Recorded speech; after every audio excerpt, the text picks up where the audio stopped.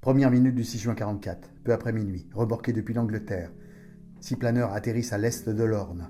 L'objectif des 180 hommes du major Howard est double, s'emparer des 2 ponts à Bénouville et Ranville et repousser les Allemands jusqu'à l'arrivée des troupes débarquées sur les plages dans la matinée. Avec une extrême précision, 3 des 6 planeurs réussissent à se poser dans le silence de la nuit, à 50 mètres du pont basculant de Bénouville. L'opération Coup de main vient d'être lancée.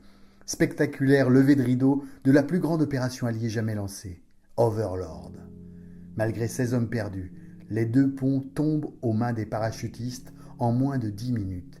Avant le lever du jour, le flanc oriental est entièrement cadenassé. Au soir du 6 juin, près de 1200 planeurs ont atterri à l'est de l'Orne avec leurs 9000 parachutistes. Dans les secteurs de Sainte-Marie-du-Mont et de Sainte-Mère-Église, 1h15 du matin, des centaines de parachutistes sont largués.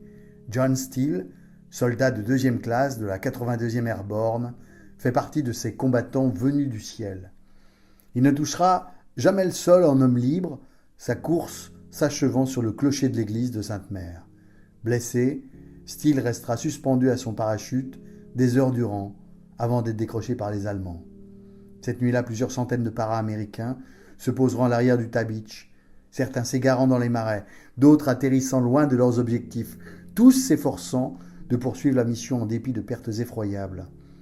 Libéré à 4h30, le village de Sainte-Mère-Église est encore loin d'imaginer qu'il devra sa renommée, moins de 20 ans plus tard, à certaines séquences hollywoodiennes du jour le plus long. Au petit matin, les premières vagues d'assaut viendraient essentiellement de la mer. Mais pas d'obstacle infranchissable pour les combattants du 6 juin, ont décidé les stratèges alliés. Face à la falaise de la Pointe du Hoc, les Rangers américains ont reçu l'ordre de se montrer à la hauteur. En ce sommet, exploitant au mieux ce promontoire, les Allemands ont de longs mois durant édifié une redoutable batterie. Les hommes du colonel Ruder se lancent dès 7h10 à l'assaut de la position. 40 minutes de retard sur le planning. Une ascension effectuée sous le feu de l'ennemi. Les Rangers parviennent 10 minutes plus tard au sommet de la falaise. Ils découvrent que les canons tant redoutés ne sont plus à leur place. C'est un paysage lunaire, déformé, retourné par la violence des bombardements aériens, de l'artillerie de marine. Les Rangers sont face à 150 soldats allemands.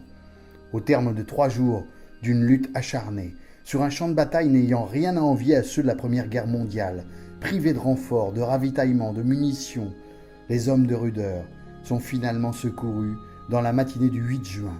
Sur les 225 Rangers du 6 juin, seuls 90 sont encore en état de combattre à la fin de la bataille. Imposantes carcasses de béton éventré posées sur le sable d'Arromanches, les vestiges du port artificiel constituent des témoins impressionnants. Extraordinaire prouesse technologique développée par les Alliés pour la réussite d'Overlord.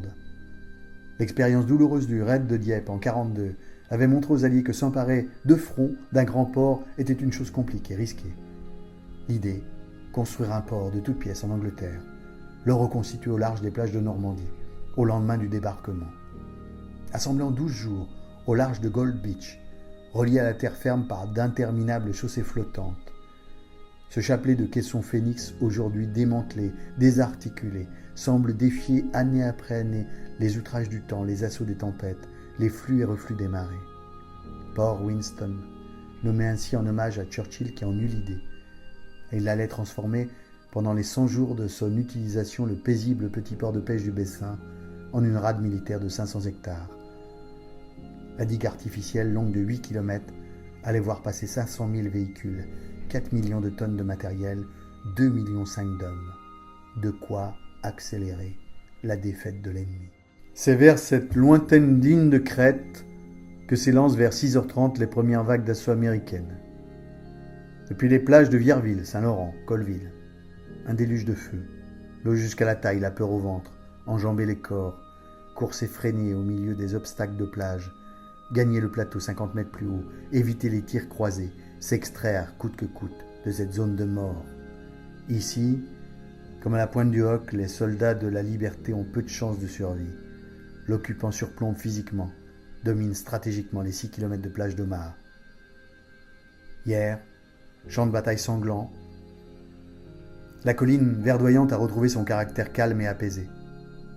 Depuis juillet 1956, elle est intégrée aux 70 hectares de terre que la France a concédés aux États-Unis. le plus grand cimetière américain en Normandie. Terre de combat hier, terre de mémoire aujourd'hui. 10 carrés de croix blanches impeccablement alignés, toutes orientées vers l'ouest, la terre natale des défunts. Ici reposent pour l'éternité et sous la protection du drapeau étoilé ceux qui sont tombés à Omaha le 6 juin 1944 ou au cours de l'éprouvante bataille de Normandie. 9387 tombes, dont celle de 4 femmes, 3 généraux, 33 frères, un fils aux côtés de son père, plus de 300 inconnus. Et au fond de la nécropole, un mur du souvenir, sur lequel ont été gravés les noms de 1557 soldats portés disparus. Omaha la sanglante. 4000 hommes perdus le 6 juin 1944, dont près de 1000 morts. Omaha symbolise pour longtemps et de manière universelle l'héroïsme et la jeunesse sacrifiée des soldats alliés venus libérer la Normandie puis l'Europe occupée du joug des nazis.